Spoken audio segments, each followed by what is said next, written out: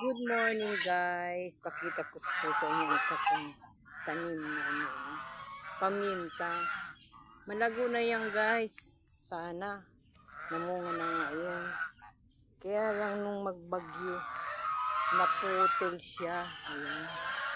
Kasi nga po, bukbuk na, binukbuk na yung yung kahoy na pinagpagapangan ko.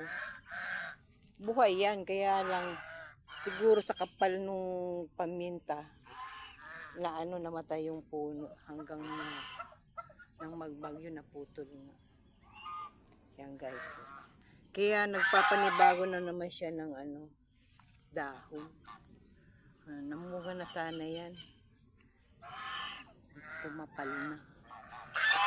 Ayan guys, ang aking paminta.